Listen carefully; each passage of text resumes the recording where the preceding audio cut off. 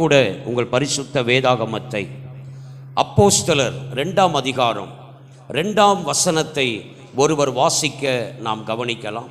அப்போஸ்தலர் 2ஆம் அதிகாரம் 2வது வசனத்தை ஒருவர் நாம் வாசிக்க கவனிக்கலாம். அப்பொழுது பலத்த காற்று அடிக்கிற முழக்கம் போல, பலத்த காற்று அடிக்கிற முழக்கம் போல வானத்திலிருந்து சடுதியாய் ஒரு முழக்கம் உண்டாகி, வானத்திலிருந்து சடுதியாய் ஒரு முழக்கம் உண்டாகி அவர்கள் உட்கார்ந்திருந்த வீடு முழுவதையும் நிரப்பிற்று. அந்த வீடு முழுவதையும் நிரப்பிற்று. ஒரு அல்லேலூயா சொல்லுங்களேன். ஆமென். கிட்டத்தட்ட 120 பேர் அந்த வீட்டில் அமர்ந்திருந்தார்கள். ஆமென். எப்படி அமர்ந்திருந்தாங்க?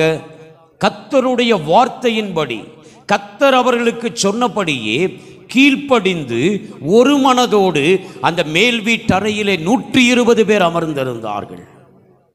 சடுதியாக ஒரு காற்று அடித்தது, வானத்திலிருந்து ஒரு காற்று வந்தது, அந்த வீடு முழுவதையும் நிரப்பினது. ஒரு அல்லேலூயா சொல்லுங்களேன். இந்த அப்போஸ்தலர் 2:2 கர்த்தர் இந்த மாதத்திலே நமக்கு வாக்குத்தத்தமாய் தந்ததற்காக நான் கர்த்தரை துதிக்கிறேன். அல்லேலூயா, ஆமென். அவர்கள் உட்கார்ந்திருந்த வீடு முழுவதையும் கர்த்தருடைய மகிமை நிரப்பினது. எத்தனை பேர் ஆமென் சொல்றீங்க? ஆமென். உங்களுடைய வீட்டையும் உங்கள் குடும்பத்தையும் முழுவதும் நிரப்ப அவர் வல்லமை உள்ளவராக இருக்கிறார். அந்த மேல் வீட்டு அறையை தம்முடைய ஆவியினாலே நிரப்பினவர் உங்களையும் உங்கள் குடும்பத்தாரையும் நிரப்ப அவர் போதுமானவராக இருக்கிறார். அல்லேலூயா. இந்த நாளிலே இந்த அப்போஸ்தலர் 2:2 நாம் சில காரியங்களை தியானிக்க போகிறோம். ஆமென். அந்த வீடு முழுவதும் நிரம்பினதாம். ஆமென். இன்றைக்கு நம்ம ஒரு 5 காரியங்களை நாம் பார்த்து நாம் ஜெபிக்க போகிறோம். முதலாவது, அப்போஸ்தலர் 10ஆம் அதிகாரம், அப்போஸ்தலர் 10ஆம் அதிகாரம் 3வது வசனத்தை ஒருவர் வாசிக்க நாம் கவனிக்கலாம். அப்போஸ்தலர் 10:3 பகலில் ஏறக்குறைய 9ஆம் மணி நேரத்திலே 9ஆம் மணி நேரத்திலே தேவனுடைய தூதன் தன்னிடத்தில் வரவும் கொர்நேலியுவே என்று அழைக்கவும் பிரத்யட்சமாய் தரிசனம் கண்டான். ஒரு ஆமென் சொல்லுங்களேன். 100க்கு அதிபதியாய் இருக்கிற அந்த கொர்நேலியு ஒரு நாள்ல திடீர்னு பார்க்கிறாரு, அவர் வீட்டுக்குள்ள ஒரு தேவதூதன் வந்து நின்று கொண்டிருக்கிறான். ஒரு ஆமென் சொல்லுங்களேன். ஆமென். பாருங்க, கொர்நேலியுனுடைய வீட்டை அவர் தம்முடைய ஆவியினாலே நிரப்ப அவர் சித்தம் கொண்டார். ஒரு அல்லேலூயா சொல்லுங்களேன். இந்த கொர்நேலியுவை குறித்து வேதம் சொல்லுகிறது. 2வது வசனத்தை கவனிங்க. இந்த கொர்நேலியு அவன் தேவ பக்தி உள்ளவனும் தன் வீட்டார் அனைவரோடும் தேவனுக்கு பயந்தவனுமாயிருந்து ஜனங்களுக்கு மிகுந்த தருமங்களை செய்து எப்பொழுதும் தேவனை நோக்கி ஜெபம் பண்ணி கொண்டிருந்தான். ஒரு அல்லேலூயா சொல்லுங்களேன். ஆமென். இப்படிப்பட்ட ஒரு மனுஷன் இந்த கொர்நேலியுனுடைய வீட்டை கர்த்தர் தம்முடைய ஆவியினாலே நிரப்ப அவர் சித்தம் கொண்டார். ஒரு அல்லேலூயா சொல்லுங்களேன். ஒரு நாளில் திடீர்னு பார்க்கிறாரு, ஒரு குறிப்பிட்ட நேரத்தில் அங்கே 9ஆம் மணி நேரம் என்று எழுதப்பட்டிருக்கிறது. ஒரு தேவதூதன் தன்னிடத்திலே வருவதை, அவன் வீட்டுக்குள் வருவதை கொர்நேலியு அவன் பிரத்யட்சமாய் தரிசனம் கண்டான். எத்தனை பேர் ஆமென் சொல்றீங்க? ஆமென்.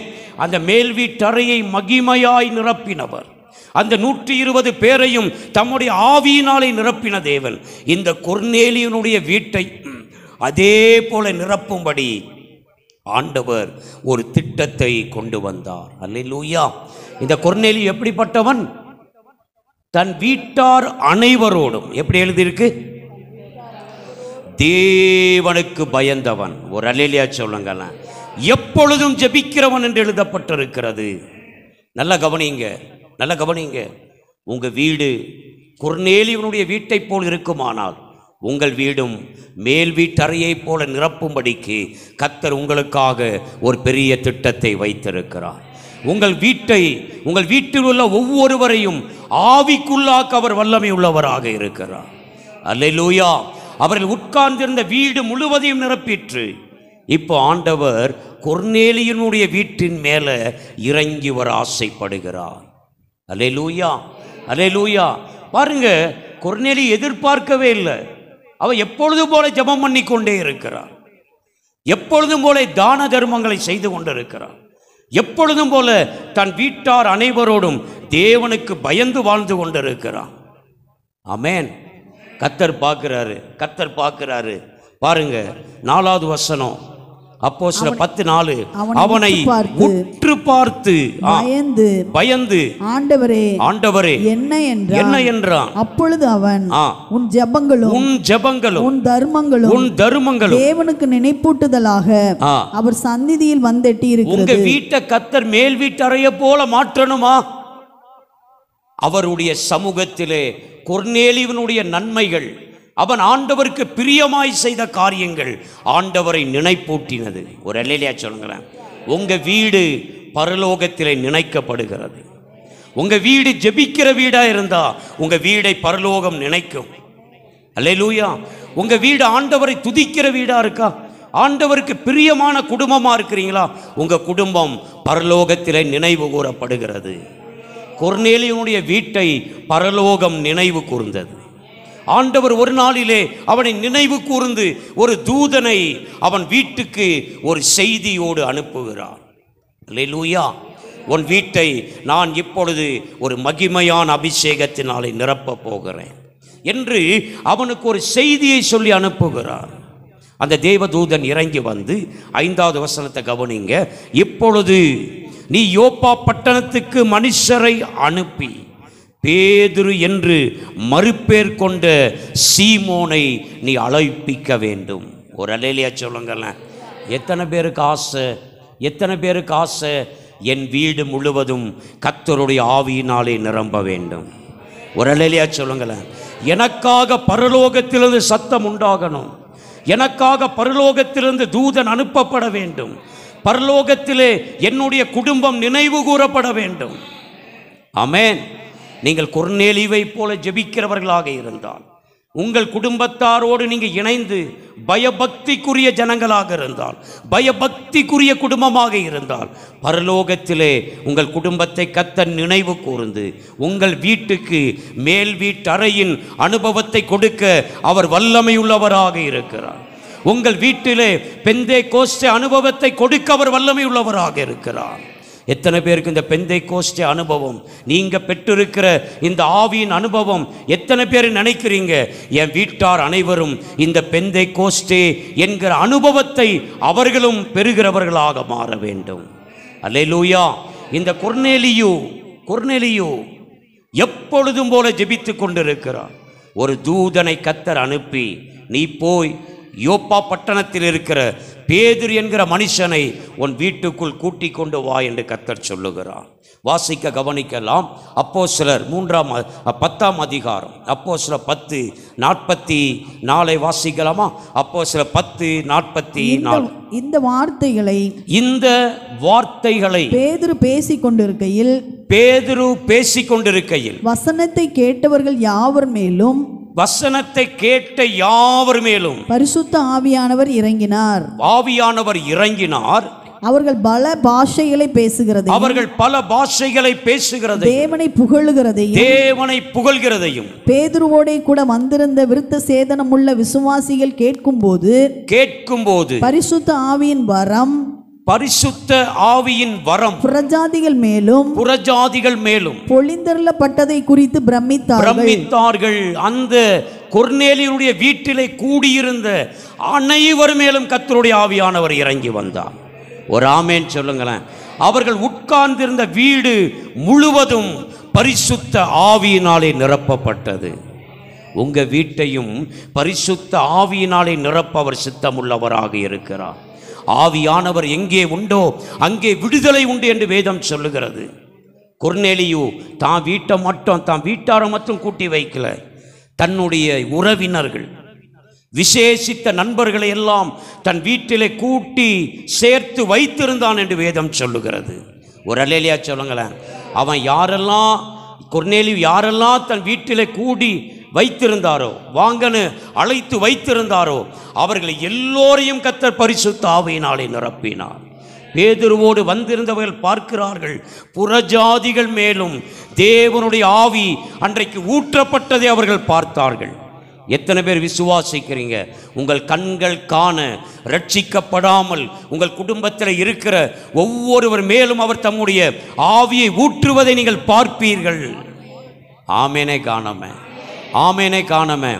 அவர்கள் உட்கார்ந்திருந்த வீடு முழுவதும் பரிசுத்த ஆவியினாலே நிரப்பப்பட்டது. ஒரு அல்லேலூயா சொல்லுங்களேன். இந்த கொர்நேலியு செய்தது ஒரு 3 காரியங்கள் தான். அவன் எப்பொழுதும் பயபக்தி உள்ளவனாக இருந்தான். அவன் எப்பொழுதும் ஜெபிக்கிறவனாக இருந்தான். அவன் தான தர்மங்களை செய்கிறவனாக இருந்தான். அல்லேலூயா, அல்லேலூயா. பாருங்க, அந்த அப்போஸ்தலர் 2:2 நம்ம வாசிக்கும் பொழுது சடுதியான ஒரு முழக்கம் எப்படி போட்டிருக்கு? எப்படி போனிருக்கு? உங்க வீட்டில் ஒரு முழக்கம் உண்டாக போகுது. ஆமேனே காணாம. அல்லேலூயா. அந்த உங்கள் நிமித்தமாக, ஆமென், உங்கள் நிமித்தம், கொர்நேலியுடைய நிமித்தம், அந்த கொர்நேலி என்கிற ஒரே ஒரு மனுஷன் நிமித்தம் அந்த வீட்டில் அவனோடு கூடி வந்திருந்த எல்லோரையும் கர்த்தர் தம்முடைய ஆவியினாலே நிரப்பினார். ஆமென். நீங்க ஒரு ஆள் போதுங்க. ரட்சிக்கப்படாத உங்க குடும்பத்தில் நீங்க ஒருவர் போதும். சபைக்கு வருகிற ஒரு கொர்நேலியு அவருக்கு போதும். ஜெபிக்கிற ஒரு கொர்நேலியு ஒரு வீட்டில் இருந்தா போதும். அந்த வீட்டில் உள்ள அனைவரையும் அவர் தம்முடைய ஆவியினாலே நிரப்புவார். எத்தனை பேரை விசுவாசிக்கிறீங்க? எத்தனை பேர் ஆசைப்படுறீங்க? அந்த கொர்நேலியு வீட்டிலே அசைவாடின கர்த்தருடைய வல்லமை என்னுடைய குடும்பத்திலும் அசைவாட வேண்டும். கர்த்தர் இந்த மாதத்தில் நமக்கு வாக்குத்தத்தமாக தருகிறார். உன் வீட்டை நான் இப்படிப்பட்ட மகிமையினாலே நான் நிரப்புவேன். ஆமென். உன் வீட்டில் உள்ள ஒவ்வொருவரையும் நான் தேவ ஆவியினாலே நான் நிரப்புவேன். அல்லேலூயா, அல்லேலூயா, ஆமென். பாருங்க, கொர்நேலியுவுக்கு பரிசுத்த ஆவினா என்னன்னு தெரியாது. கொர்நேலியுவுக்கு பரிசுத்த ஆவினா என்னன்னு தெரியாது. பாருங்க, அவர்களுக்கு 45வது வசனம், அப்போஸ்தலர் 10:45, அவர்கள் பல பாஷைகளை பேசினார்கள், தேவனை புகழ்ந்தார்கள். அவனுக்கு அந்நிய பாஷைனா என்னன்னு தெரியாது கொர்நேலியுவுக்கு. ஆமென், ஆமென். ஆனா அவனுக்கு ஜெபிக்க தெரிஞ்சிருந்துச்சு. ஒரு அல்லேலூயா சொல்லுங்களேன். அவனுக்கு ஆண்டவருக்கு பயபக்தியாய் வாழ தெரிந்திருந்தது. ஒரு பரிசுத்த ஆவியை பெறாத ஒரு மனுஷன், அந்நிய பாஷையை பெறாத ஒரு மனுஷன் ஆண்டவருக்கு இவ்வளவு பயபக்தியாய் இருக்க முடியும் என்று சொன்னால், எப்பொழுது ஜெபிக்கிறவனாய் இருக்க முடியும் என்று சொன்னால், தேவனுடைய ஆவியை பெற்றிருக்கிற நாம் இன்னும் எவ்வளவு அதிகமாய் ஜெபிக்க முடியும். அல்லேலூயா. பரிசுத்த ஆவியை பெற்றிருக்கிற நாம் இன்னும் எவ்வளவு அதிகமாக ஆண்டவருக்கு பயபக்தியாக வாழ முடியும். அல்லேலூயா. உங்களையும் என்னையும் கர்த்தர் தம்முடைய மகிமையினாலே நிரப்பி வைத்திருக்கிறார். கொர்நேலியுவுக்கு எதுவுமே தெரியாது, ஆனால் ஜெபிக்க தெரிந்திருந்தது, பயபக்தியாய் இருக்க தெரிந்திருந்தது. ஆமென். அவனுக்குள்ள ஒரு ஆசை, என்னை போல என் ஜனங்களும் ஜெபிக்க வேண்டும். ஆண்டவரே, அல்லேலூயா. ஒரு நாளிலே ஒரு தூதனை கர்த்தர் அனுப்பி, நீ இப்படி காரியங்களெல்லாம் செய்யணுங்கிறாரு.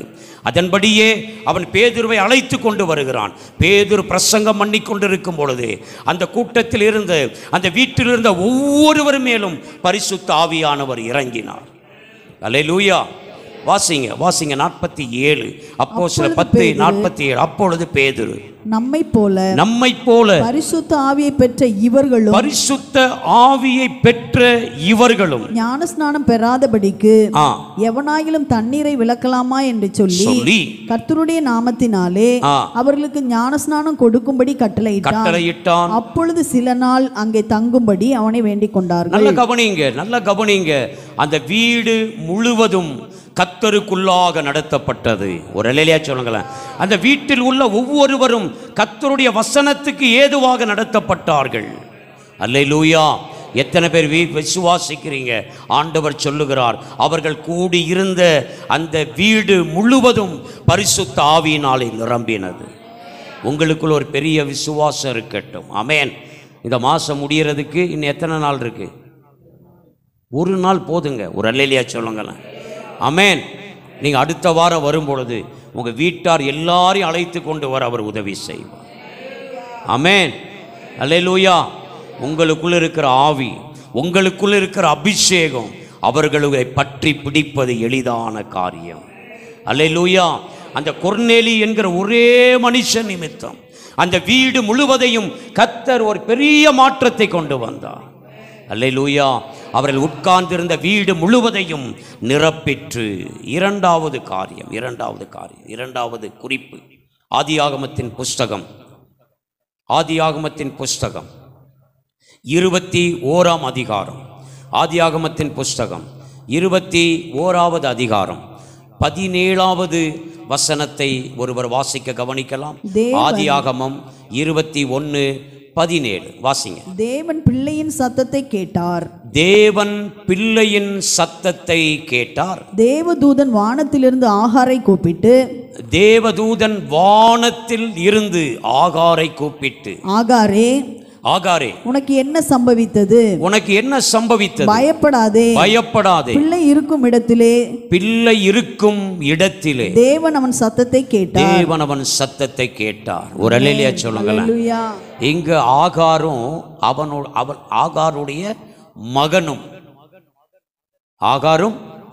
ஆகாருடைய மகனும் வீட்டை விட்டு துரத்தப்படுகிறார்கள். வீட்டை விட்டு துரத்தப்பட்டு இப்ப வனாந்தரத்திலே அவள் அலைந்து கொண்டிருக்கிறாள். தான் பெற்ற மகனை கரத்தில் வைத்துக்கொண்டு அவள் வனாந்தரத்தில் அலைந்து கொண்டிருக்கிறாள். இப்ப ஆகாருடைய வீடு எங்க இருக்கு? வனாந்தரம். இப்ப அவளுக்கு வனாந்தரம் தான் வீடு. அவளுக்கு ஆகாரமாக கொடுக்கப்பட்ட எல்லாமே தீந்து போயிருச்சு. 14வது வசனத்தை வாசிங்க. ஆபிரகாம் அதிகாலையில் எழுந்து அப்பத்தையும் ஒரு துருத்தி தண்ணீரையும் எடுத்து ஆகாருடைய தோளின் மேல் வைத்து பிள்ளையையும் ஒப்பு கொடுத்து அவளை அனுப்பிவிட்டான். அவள் புறப்பட்டு போய் பெயர்சபாவின் வனாந்தரத்திலே அலைந்து திரிந்தாள். அவளுக்கென்று கொடுக்கப்பட்ட கொஞ்சம் அப்பம் ஒரு துருத்தி தண்ணீர், இதை வைத்துக்கொண்டு வீட்டை விட்டு துரத்தப்பட்டவளாக பெயர்சபா வனாந்தரத்திலே அவள் அலைந்து கொண்டிருக்கிறாள். ஒரு அல்லேலூயா சொன்னாங்களா? ஆமென். அவளுக்கு கொடுக்கப்பட்ட அப்பம் தீந்து போயிருச்சு. அவளுக்கு கொடுக்கப்பட்ட தண்ணீர் துருத்தி காலியாயிருச்சு. இப்போ ஆகாருக்கு வேற வழியே இல்லை. இன்னும் கொஞ்ச நேரத்தில் அப்பம் இல்லாமல் தண்ணீர் இல்லாமல் அவள் பெற்ற மகன் சாக போகிறான். அந்த வனாந்தரத்தில் அவன் மரிக்க போகிறான். அல்லேலூயா. ஆனால் ஆகார் அந்த பிள்ளையை கொஞ்சம் தூரமாக வச்சுட்டு, அந்த பிள்ளையை நான் எப்படி மரிப்பதை நான் பார்ப்பேன் என்று சொல்லி அவள் தூரமாக வந்து அழுது கொண்டிருக்கிறாள். நல்ல கவனிங்க. அந்த வீடு இல்லாமல் வனாந்திரத்தில் துரத்தப்பட்ட நிலைமையில் அந்த தாயும் மகனும் வேதனைப்படுகிறதை பரலோகம் கண்டது. ஒரு அல்லேலூயா சொன்னாங்களா? கர்த்தர் வானத்தில் இருக்கிற ஒரு தூதனுக்கு கட்டளையிட்டார். வானத்தில் இருக்கிற ஒரு தூதன் அந்த ஆகாரோட பேச ஆரம்பித்தான். அந்த ஆகாருக்காக அந்த வானம் திறக்கப்பட்டது. ஒரு அல்லேலூயா சொல்லுங்களேன். அல்லேலூயா. ஒரு சடுதியாக அந்த வனாந்தரத்திலே அழுது கொண்டிருந்த ஆகாருக்கு வானத்திலிருந்து ஒத்தாசை கடந்து வந்தது. ஒரு அல்லேலூயா சொல்லுங்களேன். ஒரு உன்னத பலன் ஆகாரை நிரப்பினது. அல்லேலூயா. பாருங்க, கர்த்தர் தம்முடைய வார்த்தையை, தம்முடைய ஆவியை அவள் மேலே அனுப்புகிறார். தேவன் பிள்ளையின் சத்தத்தை கேட்டார். தேவதூதன் வானத்திலிருந்து ஆகாரை கூப்பிட்டு, ஆகாரே உனக்கு என்ன சம்பவித்தது? பயப்படாதே. பிள்ளை இருக்கும் இடத்திலே தேவனதின் சத்தத்தை கேட்டார். கர்த்தருடைய ஆவி, கர்த்தருடைய வார்த்தை வல்லமையாக ஆகாரின் மத்தியிலே, ஆகாருக்கும் அவன் பிள்ளைக்கும் நடுவிலே அந்த வனாந்திரத்திலே கர்த்தருடைய ஆவி வல்லமையாய் இறங்கி வந்தது. ஆகாரே நீ பயப்படாதே. ஒரு அல்லேலூயா சொல்லுங்களேன். ஆமென். நீ பயப்படாதே. ஆமென். உன் பிள்ளை அழுகிறதை, அவன் சத்தத்தை தேவன் கேட்டார். ஒரு அல்லேலூயா சொல்லுங்களேன். ஆமென். உங்கள் வீட்டில் 2 பேர் தான் இருக்கீங்களா? இல்லை அழுகுறக்கு யாருமே இல்லைன்னு நீங்கள் மட்டும்தான் உங்கள் குடும்பத்துக்காக அழுது ஜெபிச்சிட்டு இருக்கிறீங்களா? உங்கள் வீட்டில் யாருமே இல்லைல்ல உங்களோட சேர்ந்து ஜெபிக்க? நீங்கள் மட்டும்தான் அழுது ஜெபிக்கிறீங்க இல்லையா? அந்த ஆகாரினுடைய வீடு இப்பொழுது வனாந்திரத்தில் இருக்கிறது. ஆகார் மட்டும் இப்பொழுது அழுது ஜெபித்து கொண்டிருக்கிறார். என் பிள்ளை சாகிறதை நான் எப்படி பார்ப்பேன்? என் பிள்ளை மரித்து போவதை நான் எப்படி பார்ப்பேன்? அவன் பிள்ளையை பார்க்க அவளால் முடியல. அவள் தன் வீட்டிலே வனாந்திரத்திலே தனிமையாக இருந்து அழுது கொண்டிருக்கிறாள். ஒரு அல்லேலூயா சொல்லுங்களேன். அவர்கள் உட்கார்ந்திருந்த வீடு முழுவதையும் கர்த்தருடைய காற்று வந்து நிரப்பினது. ஒரு அல்லேலூயா சொல்லுங்களேன். அவள் ஒருவேளை வனாந்திரத்திலே உட்கார்ந்து அழுது கொண்டிருந்திருக்கலாம். கர்த்தருடைய ஆவியானவர் அந்த வனாந்திரத்திலே, அந்த பெயர்சபா வனாந்திரத்திலே தனிமையாக அமர்ந்து தன் பிள்ளைக்காக அழுது கொண்டிருந்த ஆகார் மேல் அவர் வல்லமையாக இறங்கினார்.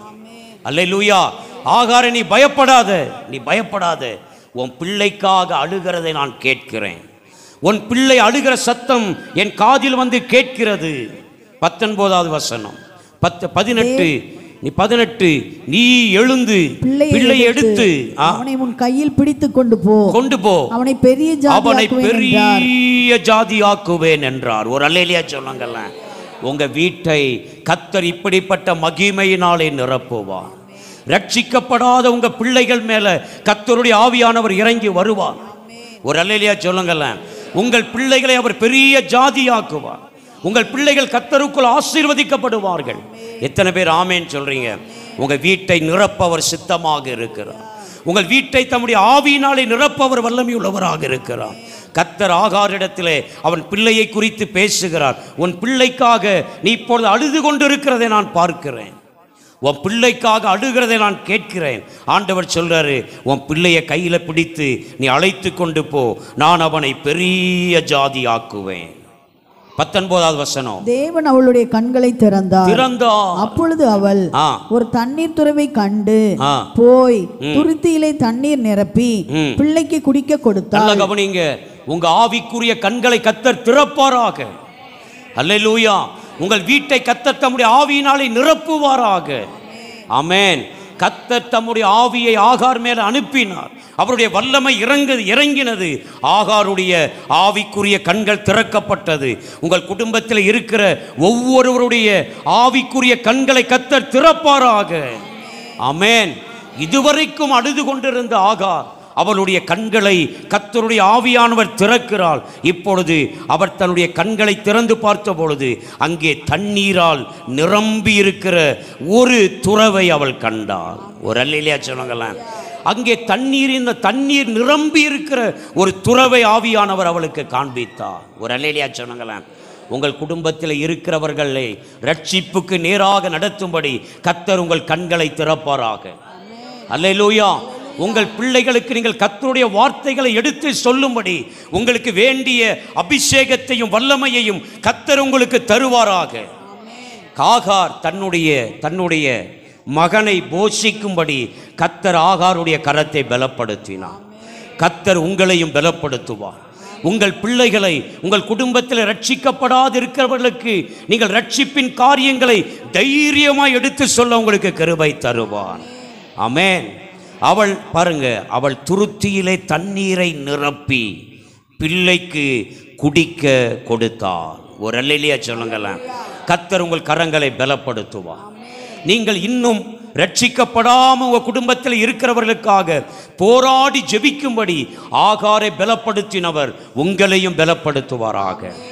ஒரு வனாந்திரமான வாழ்க்கையை போல, ஆகாரை போல உங்க குடும்ப வாழ்க்கையிலே ஒரு வனாந்திரத்திலே தனித்து விடப்பட்டவளாக நீங்கள் நின்று கொண்டிருக்கலாம். நீங்கள் தனித்தவர்களாக போராடி கொண்டிருக்கலாம். உங்கள் பிள்ளைகள் செய்கிற காரியத்தை நான் எப்படி இதை பார்ப்பேன்னு சொல்லி உங்க பிள்ளைகளை விட்டு நீங்க தூரமாக நின்று கொண்டிருக்கலாம். ஆமென். அல்லேலூயா. திரும்ப உங்கள் பிள்ளைகளை நீங்கள் அணைத்து கொள்ளவும், உங்கள் பிள்ளைகளை கர்த்தருக்குள் நடத்தவும் கர்த்தர் உங்களுக்கு உதவி செய்வார். அல்லேலூயா. மூன்றாவது காரியம் ஆதியாகமத்தின் புஸ்தகம், அதுக்கு அடுத்த அதிகாரம் 22ஆம் அதிகாரம் 11வது வசனத்தை முதல்ல வாசிக்கலாமா? ஆதியாகமம் 22:11 வாசிக்க கவனிக்கலாம். அப்பொழுது கர்த்தருடைய தூதனானவர் வானத்திலிருந்து ஆபிரகாமே ஆபிரகாமே என்று கூப்பிட்டார். அவன் இதோ அடியேன் என்றான். நல்ல கவனிங்க. இப்போ ஆண்டவர் ஆபிரகாம்கிட்ட சொல்றாரு, நான் உனக்கு கொடுத்த நேசகுமாரனாகிய ஈசாக்கை நீ கொண்டு போய் அந்த நான் உனக்கு காமிக்கிற அந்த தேசத்தில் மலையில், அந்த மோரியா மலையிலே போய் நீ அவனை எனக்காக பலியிட வேண்டும் என்று கேட்டுக்கொண்டார். நீ எனக்காக பலியிட வேண்டும். அல்லேலூயா. நல்லா கவனிங்க. கர்த்தர் ஒரு வீட்டை தம்முடைய ஆவியினாலே நிரப்பும்படி சில திட்டங்களை வைத்திருக்கிறார். கர்த்தர் ஆபிரகாமுடைய வீட்டை ஒரு ஒரு ஒரு பெரிய மகிமையினாலே நிரப்ப சித்தம் கொண்டார். ஒரு அல்லேலூயா சொல்லுங்களேன்.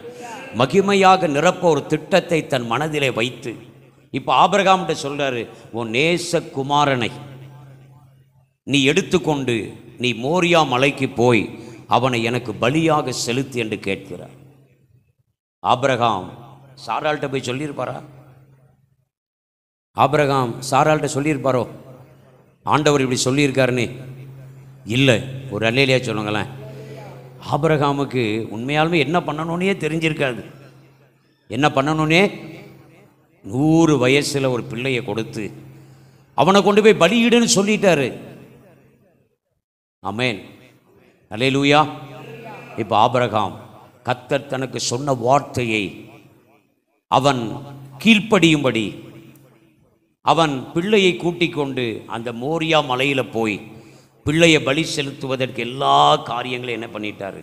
ரெடி பண்ணிட்டார். அல்லேலூயா. ரெடி பண்ணி ஈசாக்க அங்கே அந்த பலிபீடத்தில் வச்சுட்டு அவனை கொல்றதுக்கு தன் இடுப்பில் இருந்த கத்தியை எடுத்து ஓங்கி நிற்கிறார். அல்லேலூயா. வாசிக்க கவனிக்கலாம். 15ஆம் வசனம், ஆதியாகமம் 22:15. கர்த்தருடைய தூதனானவர் இரண்டாம் தரம் வானத்திலிருந்து ஆபிரகாமை கூப்பிட்டு ஆபிரகாமே என்று கூப்பிட்டார். நல்ல கவனிங்க, நல்ல கவனிங்க, நல்ல கவனிங்க.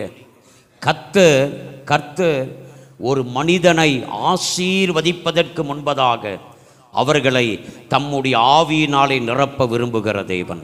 ஒரு அல்லேலூயா சொல்லுங்களேன். ஒரு மனுஷனை ஆசீர்வாதத்துக்கு நேராய் நடத்துவதற்கு முன்பதாக அவனை தம்முடைய ஆவியிலே நிரப்ப விரும்புகிறவர். ஒரு அல்லேலூயா சொல்லுங்களேன். முதல் விசை தோன்றி வானத்திலிருந்து பேசின தூதன் இப்போ 2வது விசை ஆபிரகாமோடு பேசுகிறான். ஒரு அல்லேலூயா சொல்லுங்களேன். இப்போ 2வது விசை அவன் தோன்றி அவன் பேசுகிறான். நீ உன் புத்திரன் என்றும் உன் ஏக சுதன் என்றும் பாராமல் அவனை ஒப்பு கொடுத்து இந்த காரியத்தை செய்தபடியான். ஒரு அல்லேலூயா சொல்லுங்களேன். ஆமென். அல்லேலூயா. கர்த்தர் ஆபிரகாமின் குடும்பத்தின் நடுவிலே தம்முடைய ஆவியை அனுப்பி அந்த வீட்டை தம்முடைய பிரசன்னத்தினாலே அவர் நிரப்புகிறார். ஒரு அல்லேலூயா சொல்லுங்களேன். அநேக நேரத்திலே உங்கள் வீட்டை அவர் அபிஷேகத்தினாலே ஆவியினாலே நிரப்புவதற்கு அவர் பல திட்டங்களை வைத்திருக்கிறார். அல்லேலூயா. இப்பொழுது கர்த்தர் அவன் கீழ்ப்படிதல் உள்ள மனிதனாக இருக்கிறானா? அந்த வீட்டை அவர் நிரப்புவதற்கு முன்பதாக அவன் உண்மையுள்ளவனா, அவன் கீழ்ப்படிதல் உள்ளவனா என்பதை கர்த்தர் சோதிக்கிறார். நம்முடைய இந்திய தேசத்திலே, நம்முடைய தமிழ்நாட்டிலே கர்த்தருடைய ஊழியத்தை வல்லமையாக செய்த அருமையான அங்கிள் டிஜிஎஸ் தினகரன் அவர்களை நாம் எல்லோருமே அறிந்திருக்கிறோம். யாராவது அங்கிள் டிஜிஎஸ் அவர்களை அறியாதவங்க இருக்கிறீங்களா? எல்லாருக்குமே தெரியும். அல்லேலூயா. அவர் அருமையான அந்த கர்த்தருடைய ஊழியர் டிஜிஎஸ் அங்கிள் ஊழியத்திற்கு வந்ததுக்கு அப்புறம்தான் அபிஷேகமே பெற்றார். அவர் ஊழியத்துக்கு அழைக்கப்பட்டு ஊழியத்துக்கு வந்து ரொம்ப நாளைக்கு அப்புறம் தான் ஆண்டவர் அவரை அபிஷேகிக்கவே செய்தார். இவர் அபிஷேகம் இல்லாததுனால இவர் ஆண்டவர்கிட்ட போராடி ஜெபம் பண்ணுவார், ஜெபிப்பார். ஆண்டவரை என்னையும் அபிஷேகங்கன்னு கேட்கிறார். அப்போ ஒரு நாளில் இவர் அபிஷேகத்துக்காக ஜெபித்து கொண்டிருந்த பொழுது அப்போ ஆண்டவர் டிஜிஎஸ் தினகரன் ஐயாவோடு இடைப்படுகிறார். அவர் ஊழியத்துக்கு வர்றதுக்கு முன்னாடி ஒரு ஸ்கூலில் டீச்சராக இருக்கிறார். அந்த டீச்சராக இருக்கும்போது அவங்க கிளாஸில் இருந்த ஒரு 40 பேர்னு வைங்களேன், ஒரு 40 பிள்ளைங்களை ஒரு எக்ஸ்கர்ஷன் கூட்டிகிட்டு போகிறார். ஒரு சுற்றுலா கூட்டிகிட்டு போகிறார். கூட்டிகிட்டு போன இடத்துல அந்த 40 பிள்ளைங்களும் இவரும் போய் ஒரு ஹோட்டலில் காஃபி குடிக்கிறாங்க. காஃபி குடிச்சிட்டு வெளியில் வந்து அந்த கேஷ் கவுண்டரில் வந்து பில் பண்ணும்போது அந்த கேஷியர் என்ன பண்ணுறாருன்னா 41 காஃபிக்கு பதிலாக 40 காஃபின்னு பில் போட்டுறாரு. ஒரு காஃபியை குறைஞ்சி பில் போட்டுறாரு. தினகரன் ஐயா என்ன பண்ணுறாரு, அப்போ அவர் ஸ்கூல் டீச்சராக இருக்கும்போது அவர் ஒரு ஒரு ஒரு கப்பு காஃபியை கம்மியாக பில் பண்ணிட்டார் கேஷியர்.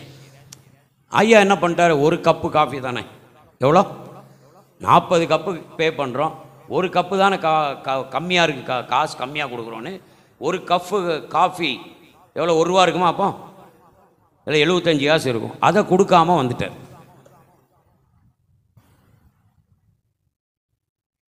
இப்போ இவர் அபிஷேகத்துக்காக ஜெபித்து கொண்டிருக்கிறார். ஆண்டவர் இன்னொரு பக்கம் பேசுகிறாரு, நீ 75 பைசா கப்பு காப்பிக்கே நீ உண்மையா இல்லையே, நீ ஒரு கப்பு காப்பிக்கு உண்மையா இல்ல, உன்னை எப்படி நான் அபிஷேகிக்கிறது? நீங்க உண்மை உள்ளவர்களா இருந்தாதான் கர்த்தர் தம்முடைய ஆவியினாலே உங்கள் வீட்டை நிரப்புவார். அல்லேலூயா. ஆண்டவர் தினகரன் ஐயாட்ட கேட்குறாரு, நீ என்னப்பா ஒரு கப்பு காஃபியா நீ கம்மியாக ஹோட்டல்காரன் பில் பண்ணிட்டான், நீ அதை கூட சொல்லி கொடுக்காம வந்துட்ட, உன்னை நம்பி இவ்வளோ பெரிய அபிஷேகத்தை நான் எப்படி கொடுப்பது, உன் வீட்டை நான் எப்படி ஆவியினாலே நிரப்புவது? உடனே டிஜிஎஸ் அங்கிள் ஒரு மணி ஆர்டர் ஃபார்மை வாங்கி அந்த ஹோட்டல் பேருக்கு அந்த ஒரு கப் காஃபியோட பணத்தை அனுப்பி வைக்கிறார். அதுக்கப்புறம் கர்த்தர் அவரை தம்முடைய ஆவியினாலே நிரப்பினார். அல்லேலூயா, அல்லேலூயா. கர்த்தர் உங்கள் வீட்டை நிரப்ப சித்தமுள்ளவராக இருக்கிறார். அவர்கள் உட்கார்ந்திருந்த வீடு முழுவதையும் நிரப்பிற்று. கர்த்தர் ஆபிரகாமின் வீட்டை நிரப்பி அவன் சந்ததி ஆசீர்வதிப்பதற்கு முன்பதாக ஆபிரகாம் கீழ்ப்படிதல் உள்ளவனா என்பதை அவர் சோதித்து பார்த்தார். ஈசாக்கை வைத்து சோதித்து பார்த்தார். வேற ஏதாவது வைத்து சோதித்தா கூட ஆபிரகாம் ஜெயிச்சிருப்பார். ஆனால் இப்போ யாரை வச்சு சோதிக்கிறாரு? யாரை வச்சு சோதிக்கிறாரு? ஈசாக்கை வைத்து சோதித்து இப்பொழுது நீ கீழ்ப்படுகிறவன் என்று அவர் நம்பி அவன் வீட்டை கர்த்தர் தம்முடைய ஆசீர்வாதத்தினாலே நிரப்புகிறார். 17வது வசனம், 16, 17 வேகமாக வாசிங்க. ஆதியாகமம் 22:16, நீ உன் புத்திரன் என்றும் உன் ஏக சுதன் என்றும் பாராமல் அவனை ஒப்புக் கொடுத்து இந்த காரியத்தை செய்தபடியால் நான் உன்னை ஆசீர்வதிக்கவே ஆசீர்வதித்து உன் சந்ததியை வானத்தின் நட்சத்திரங்களைப் போலவும் கடற்கரை மணலைப் போலவும் பெருகவே பெருக பண்ணுவேன் என்றும் உன் சந்ததியார் தங்கள் சத்துருக்களின் வாசல்களை சுதந்திரித்துக் கொள்வார்கள் என்றும் நீ என் சொல்லுக்கு கீழ்ப்படிந்தபடியால் உன் சந்ததிக்குள் பூமியில் உள்ள சகல ஜாதிகளும் ஆசீர்வதிக்கப்படும் என்று என் பேரில் ஆணையிட்டேன் என்று கர்த்தர் சொல்லுகிறார். ஒரு அல்லேலூயா சொல்லுங்களேன். கர்த்தர் நாம் இருக்கும் வீடுகளை தம்முடைய ஆவியினாலே நிரப்ப விரும்புகிறார். அதற்கு முன்பதாக நாம் கீழ்ப்படிதல் உள்ளவர்களா என்பதை கர்த்தர் பார்க்கிறார். ஆமென். நல்லா சர்ச்சுக்கு வர்றோம், நல்லா ஜெபம் பண்றோம், கீழ்ப்படிதல் இருக்கா? 100 வயது வரைக்கும் கர்த்தரிடத்தில் விசுவாசமாக இருந்த ஆபிரகாம் கீழ்ப்படுகிறவனா என்பதை கர்த்தர் சோதித்தார். ஒரு அல்லேலூயா சொல்லுங்களேன். 75 வயதில் அழைக்கப்பட்டவன் இந்த ஆபிரகாம். 100 வயது வரைக்கும் பிள்ளைக்காக ஆண்டவரிடத்தில் காத்து கொண்டிருந்தவன் இந்த ஆபிரகாம். அவனையே கர்த்தர் இவன் கீழ்ப்படுகிறவனா என்று கர்த்தர் சோதித்து பார்த்தார். உங்களை சோதித்து பார்த்தா நீங்க ஜெயிச்சிருவீங்களா? நீங்கள் அவருடைய பார்வைக்கு கீழ்ப்படிதல் உள்ளவர்களாக இருந்தால் உங்கள் வீடு முழுவதையும் அந்த காற்று நிரப்பும். ஒரு அல்லேலூயா சொல்லுங்களேன். உங்களுக்காக சடுதியாக வானம் திறக்கப்படும். 3வது காரியம், 2 3 சொல்லிட்டேன் இல்லையா? இப்போ 4வது காரியம், நியாயாதிபதிகளின் புஸ்தகம் 5ஆம் அதிகாரம் 20வது வசனம். நியாயாதிபதிகளின் புஸ்தகம் 5ஆம் அதிகாரம் 20ஆம் வசனத்தை வேகமாக வாசிக்கலாம். நியாயாதிபதிகள் 5, வானத்திலிருந்து யுத்தம் உண்டாயிற்று, நட்சத்திரங்கள் தங்கள் அயனங்களில் இருந்து சிசெராவோட யுத்தம் பண்ணின. நல்ல கவனிங்க.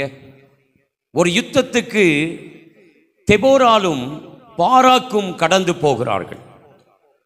சிசேரா என்கிற ஒரு பெரிய ஒரு சிசேரா யாரு? ஒரு அதிபதி. சிசேரா என்கிற இந்த மனுஷனுடைய போர் செய்வதற்கு பாராக்கும் தெபோராலும் கடந்து போகிறார்கள். இந்த யுத்தத்தை நடப்பிப்பதற்கு இஸ்ரவேல் ஜனங்கள் எல்லோரும் அழைக்கப்படுகிறார்கள்.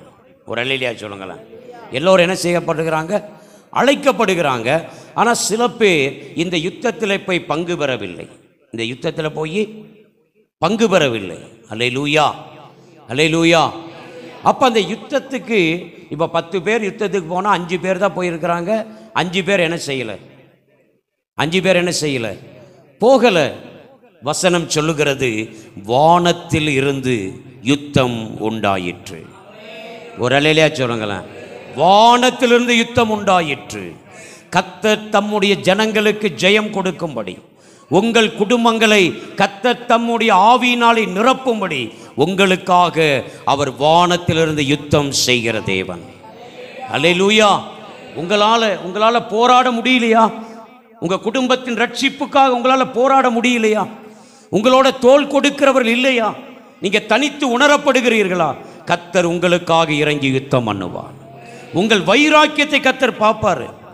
யாருமே யுத்தத்துக்கு போகலனாலும் நீங்கள் யுத்தத்துக்கு வந்திருக்கிறீங்களான்னு கர்த்தர் பார்ப்பார். ஒரு அல்லேலூயா சொல்லுங்களேன். வாசிக்க கவனிக்கலாம். நியாயாதிபதிகளின் புஸ்தகம் 5ஆம் அதிகாரம் 15 வேகமாக வாசிங்க. நியாயாதிபதிகள் 5:15 வாசிக்க கவனிக்கலாம். இசக்காரின் பிரபுக்களும் தெபோராளோடு இருந்தார்கள். இசக்காரின் பிரபுக்கள் தெபோராளோடு இருந்தார்கள். பாராக்கை போல இசக்கார் மனுஷரும் பள்ளத்தாக்கில் கால்நடையாய் அனுப்பப்பட்டு போனார்கள். ரூபனின் பிரிவினைகளால் உண்டான இருதயத்தின் நினைவுகள். நல்ல கவனிங்க. இப்ப முதல்ல பார்க்கிறோம், இந்த யுத்தத்திற்கு யார் வரல? ரூபன் வரல. இரண்டாவது, மந்தைகளின் சத்தத்தை கேட்க நீ தொழுவங்களின் நடுவே இருந்து விட்டது என்ன? ரூபனின் பிரிவினைகளால் மனோவிசாரங்கள் மிகுதி. முதல்ல ரூபன் வரல. கீலேயாத் மனுஷர் யோர்தானுக்கு அக்கறையிலே இருந்து விட்டார். கீலேயாத்தின் மனுஷர் வரவில்லை. தான் மனுஷர் கப்பல்களில் தங்கி இருந்தது. தான் மனுஷர் வரவில்லை. ஆசேர் மனுஷர் கடற்கரையிலே தங்கி தங்கள் குடாக்களில் தாபரித்தார்கள். இப்ப யாரெல்லாம் வரல? ரூபன் வரல, கீலேயாத் மனுஷர் வரல, தான் வரல, ஆசேர் வரல. நல்ல கவனிங்க. யாரும் வரலனாலும் ஒரு அல்லேலூயா சொல்லுங்களேன். 18வது வசனம் சொல்லுகிறது, செபுலோனும் நப்தலியும் வந்திருந்தார்கள். அங்கே தெபோரால் இருந்தால், அங்கே பாராக் இருக்கிறான், இசக்கார் இருக்கிறான், செபுலோன் இருக்கிறான், நப்தலி இருக்கிறான். ஒரு அல்லேலூயா சொல்லுங்களேன். பாதி வந்துருச்சு, பாதி வரல. பாதி கூட்டம் வந்திருக்கு யுத்தத்துக்கு, பாதி கூட்டம் வரல. ஒரு அல்லேலூயா சொல்லுங்களேன். ஆண்டவர் பார்க்கிறாரு. உண்மையுள்ளவர்களாக கர்த்தருடைய யுத்தத்தை நடப்பிக்கும்படி வந்திருக்கிற அவர்கள் நிமித்தம் வானத்திலிருந்து கர்த்தர் யுத்தத்தை அனுப்பினார். வானத்திலிருந்து யுத்தம் உண்டாயிற்று. நட்சத்திரங்கள் தங்கள் அயனங்களிலிருந்து சிசேராவோடே யுத்தம் பண்ணிற்று. உங்களுக்காக அவர் யுத்தம் பண்ண இறங்கி வருவார். ஒரு அல்லேலூயா சொல்லுங்களேன். உங்கள் குடும்பத்துக்காக, உங்கள் குடும்பத்தின் ஆசீர்வாதத்திற்காக, உங்கள் குடும்பத்தினுடைய ஆவியின் நிறைவுக்காக போராடுகிற உங்களை கர்த்தர் பார்க்கிறார். ஒரு அல்லேலூயா சொல்லுங்களேன். ஏன் தெரியுமா? உங்களை நம்புறாரு. நீங்க யார் வராட்டி நீங்க வந்துடுறீங்க. அல்லேலூயா. நீங்க அவங்க வந்திருக்காங்களா, இவங்க வந்திருக்காங்களா என்ன செய்யறதில்ல, பார்க்கறதில்ல. நீங்க வேலைக்கு போகிற இடத்துல, கம்பெனிக்கு போகிற இடத்துல நீங்க வேலை செய்யணும் இல்லையா? நம்ம சம்பளம் கொடுக்குற முதலாளிக்கு நம்ம என்ன செய்யணும்? இல்லை வாய் தர சொல்லுங்கள். சம்பளம் கொடுக்குற முதலாளிக்கு யாரெல்லாம் சம்பளத்துக்கு வேலைக்கு போகிறவங்க ஆள்லாம் கை தூங்க. யாரெல்லாம் சம்பளத்துக்கு வேலைக்கு போறியா? கை கீழே போடுங்க. இப்போ நீங்கள் போகிற இடத்துல உங்கள் எஜமானனுக்காக வேலை செய்கிறீங்களா, இல்லை பக்கத்தால் கம்பேர் பண்ணி வேலை செய்கிறீங்களா? அவன்லாம் வர்றான், அவன்லாம் வேலையாக செய்கிறான், அவன்லாம் வர்றான், அவன்லாம் வேலை செய்கிறானா? அப்படி நம்ம இருக்கக்கூடாது. ஒரு அல்லேலூயா சொல்லுங்களேன். ஆமென். அவனுக்கு 300 ரூபா சம்பளம், எனக்கு 300 ரூபா சம்பளம் தான். அப்படி நீங்கள் யாரை பார்த்து போட்டி போடக்கூடாது. அல்லேலூயா. நீங்கள் யாரை பார்த்து என்ன செய்யக்கூடாது. நீங்கள் வேலை செய்கிற இடத்துல உங்கள் எஜமான் உங்களுக்கு கொடுத்த கடமையை நீங்கள் உண்மையாக நிறைவேற்றுகிறவர்களாக இருக்க வேண்டும். கர்த்தர் அப்பொழுது வானத்தை உங்களுக்கு திறப்பார். ஆமேன் சொல்லுங்களேன். அல்லேலூயா. நீங்கள் ஆண்டவருடைய காரியத்தில் மாத்திரமல்ல, உலக பிரகாரமான காரியங்களிலும் நீங்கள் உங்கள் எஜமானனை சார்ந்திருக்க வேண்டும். ஒரு அல்லேலூயா சொல்லுங்களேன். பூமிக்குரிய எஜமானனுக்கு நீங்கள் உண்மையாக இருக்கணும். அல்லேலூயா. அப்போ ஆண்டவர் பார்க்குறாரு, அந்த யுத்தத்தை நிறைவாக்கும்படி அவர் வானத்திலிருந்து அயனங்களிலிருந்து நட்சத்திரங்களுக்கு கட்டளையிட்டாராம். ஒரு அல்லேலூயா சொல்லுங்களேன். நம்ம யோசிக்க வேண்டாம். ரூபன் வரலன்னா பரவாயில்ல. ஒரு அல்லேலூயா சொல்லுங்களேன். ஆமேன் ஆமேன். அப்புறம் தான் வரலன்னா பரவாயில்ல. ஆசோர் வரலன்னா பரவாயில்ல. அப்புறம் என்ன யார் போட்டிருக்கு? கீழையாத்து வரலன்னா பரவாயில்ல. வந்திருக்கிற உங்களையும் என்னையும் கொண்டு நம்முடைய குடும்பங்களை ரட்சிக்க ஆவியினாலே நிரப்பவர் வல்லமை உள்ளவராக இருக்கிறார். ஒரு அல்லேலூயா சொல்லுங்களேன். ஆமென். நீங்கள் கர்த்தருடைய பட்சத்தில் நிற்கிறவர்களாக இருக்கும் பொழுது உங்கள் குடும்பம் நிச்சயமாக நிரப்பப்படும். அல்லேலூயா. கர்த்தர் வானத்தை திறந்து உங்கள் குடும்பங்களின் நடுவில் இறங்கி வருவார். கடைசியாக அப்போஸ்தலர் 22:6 நாம் வாசிக்க கவனிக்கலாம். அப்போஸ்தலர் 22:6 வேகமாக ஒருவர் வாசிக்க கவனிக்கலாம். அப்படி நான் பிரயாணப்பட்டு தமஸ்குவுக்கு சமீபமான பொழுது மத்தியான வேளையிலே சடுதியாய் வானத்திலிருந்து பேர் ஒளி உண்டாகி என்னை சுற்றி பிரகாசித்தது. அல்லேலூயா. அல்லேலூயா சொல்லுங்களேன். ஆமென். ஒரு வெளிச்சம் பரலோகத்திலிருந்து சவுல் மேல் உதித்தது. சடுதியாய் ஒரு வெளிச்சம் கடந்து வந்தது. எத்தனை பேர் ஆமேன் சொல்றீங்க? சவுலாய் இருந்த அந்த மனிதனை கர்த்தர் பவுலாக மாற்றினார். அல்லேலூயா. கர்த்தரையே நம்பிக்கொண்டிருக்கிற உங்கள் குடும்பங்களிலே இருக்கிற சவுல்களை அவர் சந்திப்பாராக. ஆமேன் சொல்லுங்களேன். உங்கள் வீட்டிலலாம் சவுல் இருக்காங்க. உங்கள் வீட்டில் சவுல் இருக்காங்க. எத்தனை பேர் ஆமேன் சொல்றீங்க? உங்கள் வீட்டில் யார் இருக்கா? சவுல். கர்த்தர் அவர்களை பவுலாக மாற்ற போகிறார். அல்லேலூயா சொல்லுங்களேன். உங்கள் வீடுகளை இப்படிப்பட்ட மகிமையினாலே கர்த்தர் நிரப்ப போகிறார். அவர்கள் கீழ்ப்படிந்து உட்கார்ந்திருந்த அந்த வீடு முழுவதையும் கர்த்தருடைய வல்லமை, கர்த்தருடைய காற்று வந்து நிரப்பினது. ஆமென். இங்கே சவுல் சொல்றாரு, சடுதியாய் நான் பிரயாணப்பட்டு தமஸ்குவுக்கு சமீபமான பொழுது மத்தியான வேளையிலே சடுதியாய் வானத்திலிருந்து பேரொளி உண்டாகி என்னை சுற்றி பிரகாசித்தது. எத்தனை பேர் ஆமேன் சொல்றீங்க?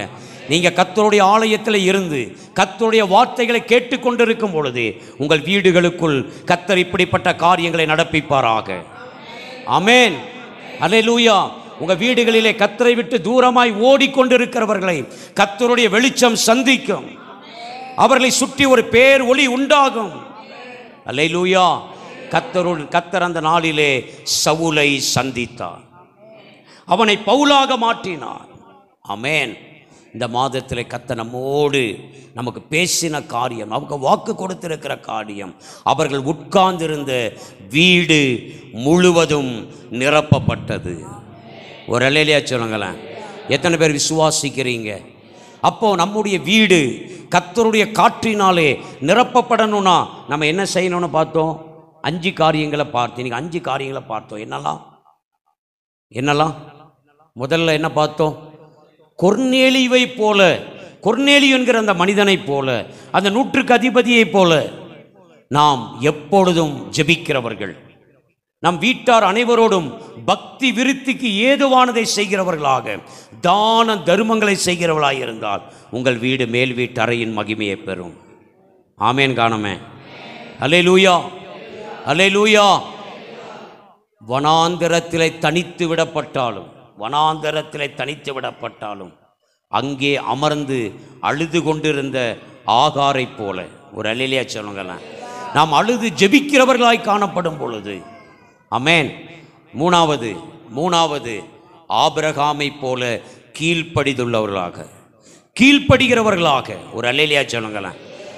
நம்மளாம் இருந்தால் என்ன செய்வோம்? ஈசாக்க வாங்கியாச்சு, ஆண்டவரே பாய் பாய், ஆண்டவரே நமக்கு நமக்கு ஆண்டவர் ஈசா கொடுத்துட்டு என்ன செய்வோம்? உமக்கு ஒரு டாட்டா, சபைக்கு ஒரு டாட்டா, ஈசாக்கை கொடுத்துட்டீர். அப்படி இல்லையா? அப்படியெல்லாம் போக மாட்டோம் இல்லையா? அல்லேலூயா, ஆமென்.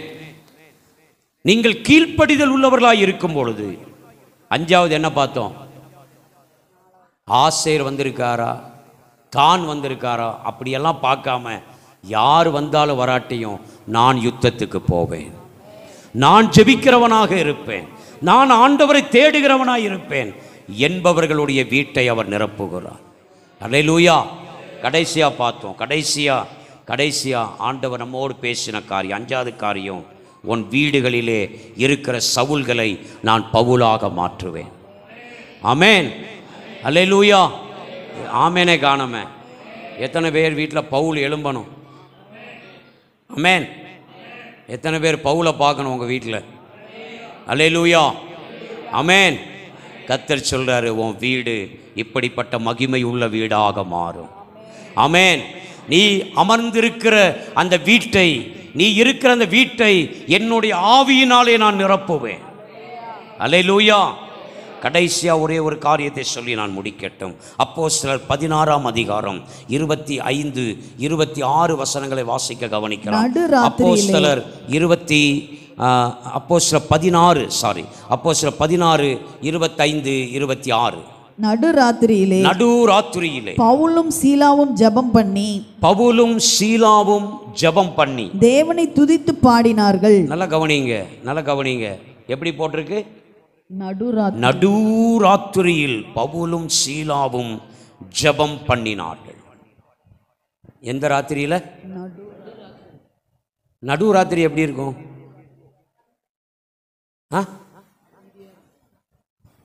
நடுராத்திரி தெரியாது. நடுராத்திரி பார்த்துருக்கீங்களா?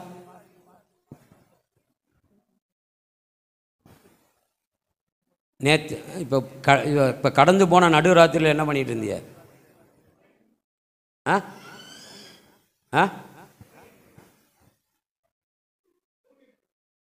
அதான் நடுராத்திரினா நமக்கு அப்போதான், அப்பா அப்படியே கண்ணெல்லாம் அப்படியே மேலே யாரோ ஜேசிபி வச்சு இழுத்த மாதிரி இருக்கும்ல. ஆமென். அல்லேலூயா. நடுராத்திரியிலே பவுலும் சீலாவும் ஜெபம் பண்ணி கொண்டிருந்தார்கள். ஒரு அல்லேலூயா சொல்லுங்களேன். ஆமென். உங்கள் வீட்டில் இருக்கிற சவுலெல்லாம் பவுலா மாறணுமா? உங்கள் வீடு மேல் வீட்டு அறையின் மகிமையை பெறணுமா? நேரங்காலமே பார்க்கக்கூடாது. ஒரு அல்லேலூயா சொல்லுங்களேன். அது நடுராத்திரியோ நடுப்பகலோ, அது அதிகாலை வேளையோ, அந்த அனுபவத்தை பெற்றுக்கொள்ளுகிற வரைக்கும் ஒரு அல்லேலூயா சொல்லுங்களேன்.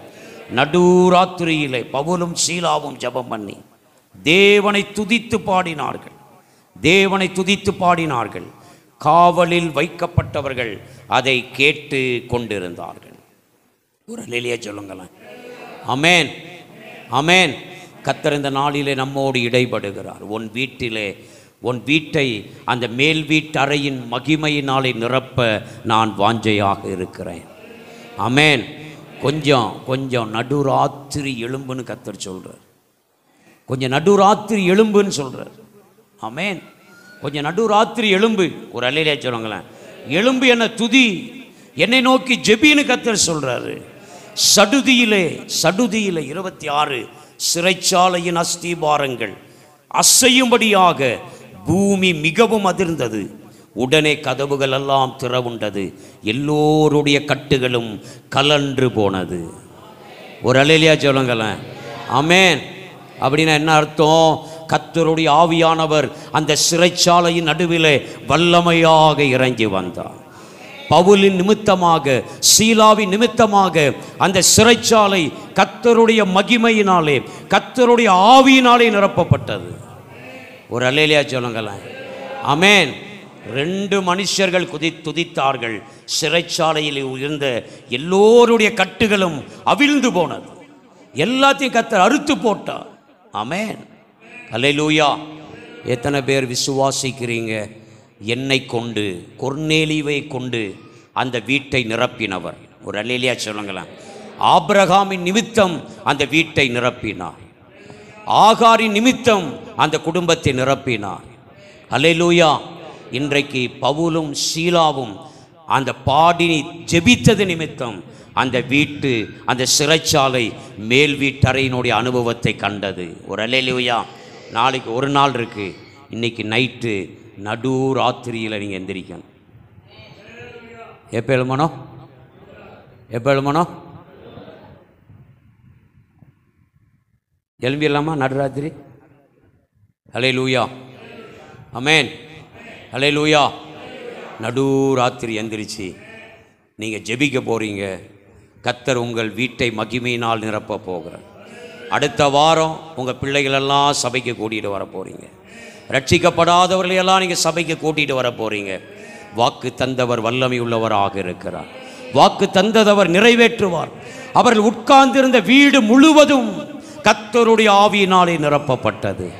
கர்த்தர் இந்த வார்த்தையின்படி உங்களை ஆசீர்வதிப்பாராக. எல்லாரும் எழுந்து நிற்கலாமா? எல்லாரும்